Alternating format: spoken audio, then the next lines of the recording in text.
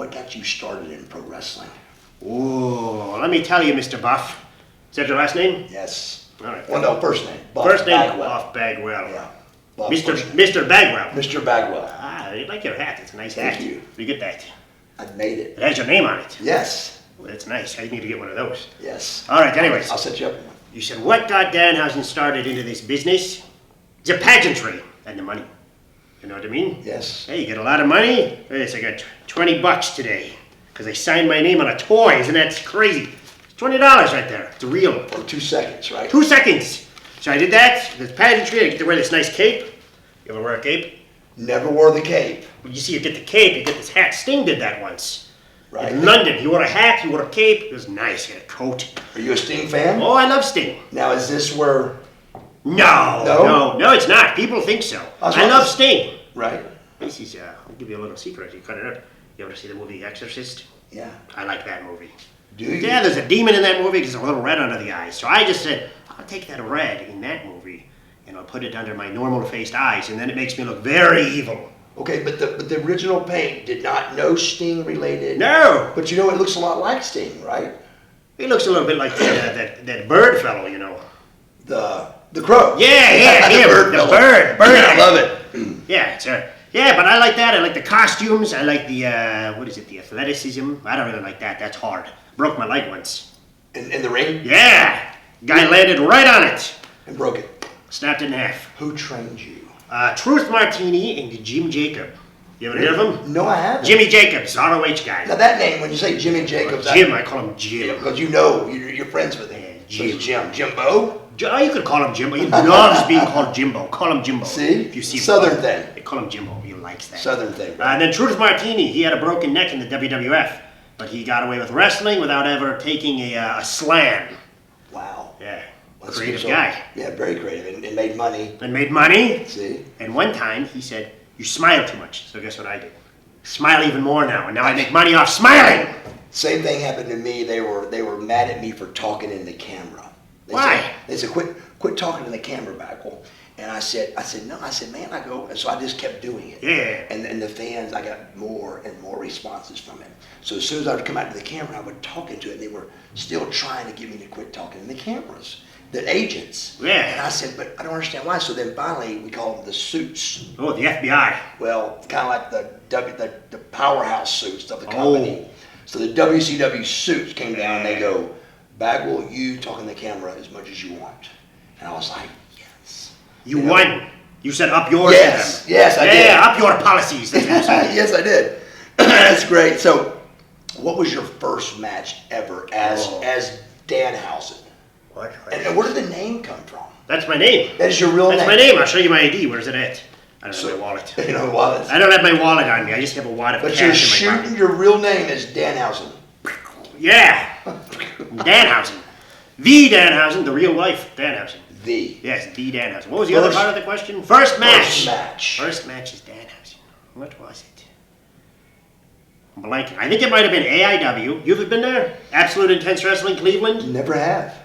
I've been in Cleveland. I bet you'll go there one day. They like legends. They do? You're a legend. Thank you. Yes, so I think it might have been there. I was in a group called The Production. It was, again, pageantry. And they were a theater-based group. And our leader, Magnum CK, was injured with a lower back. And he was out of it. So that was his thing, was theater. Like real theater. Right. So then I said, well, to evolve, we have to change because none of us care about real theater. Right. So then we did, like B-horror movie style. Right. And then we changed it to that style group because it was us and not his. Right. And then we thrived.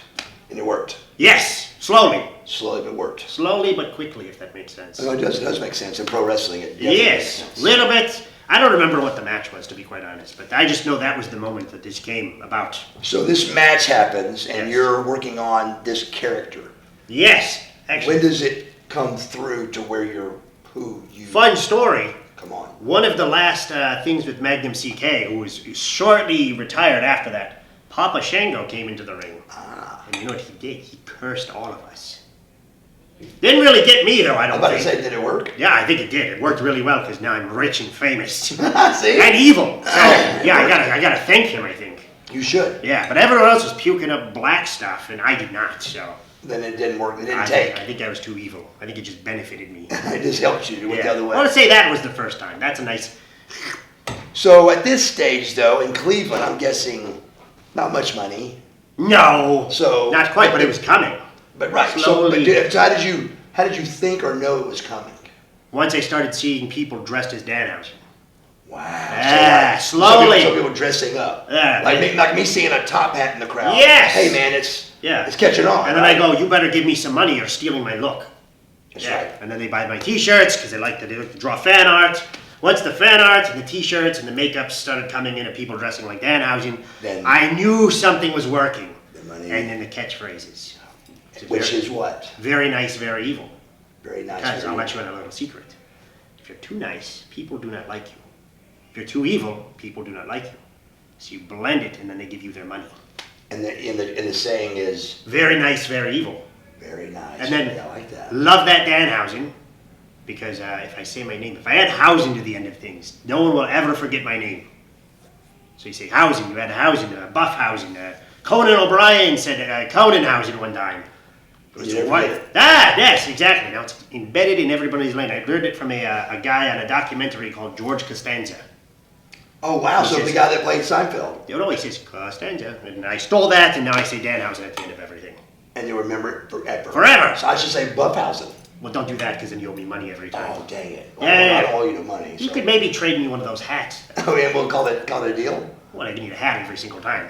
Oh, that'd be kind of expensive. I'll buy another house with all the money that I made to put these hats in. The hats. So maybe you make a hat house. Yeah, you know Matt Cardona? Yeah. His toys? Big he's Matt. he's got a toy room. I'll have a hat room, but it'll just be these. Just a hat, just a buff hat. You have one of those? I do. You have a hat room? No, I've sold all mine. Walk-in closet?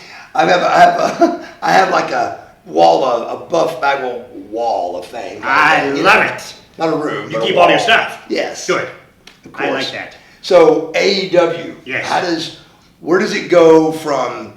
You're figuring it out. You see that it's kind of working. Some face paint, some capes. I'm thinking you're seeing, and then who calls you from AEW? Is that their first big contract, AEW? Well, I did Ring of Honor first. Okay, so And I teamed with PCO. You know PCO, yeah? I do. He's a mountaineer, if you will. Yes, he is. Yes. I did PCO. I wrestled Dalton Castle there, if you know him. He was one of their former champions. I was with Ring of Honor throughout the pandemic.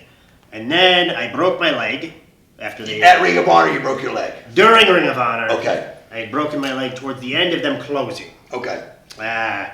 And then, what was it, a few months later, I was talking to Brody King, who's a good friend of Danhausen, sometimes an enemy.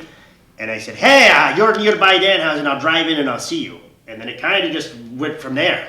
Really? Yes. So I met everybody. But in your heart, were you thinking, hey? No, I had a broken leg. So you really were just hurt. I showed up to say hello to people. To their credit, Cody Rhodes said, "Well, are you doing something tonight?" And I said, "No, my leg is broken." He said, "I'll make sure you're doing something tonight." So Cody, I think, had a little bit to do with helping me get a job there. I believe Pepsi Phil had something to help with that. I believe Chris Judas had something to help with that. This is Jericho, because I did his cruise. I believe. Who else was there?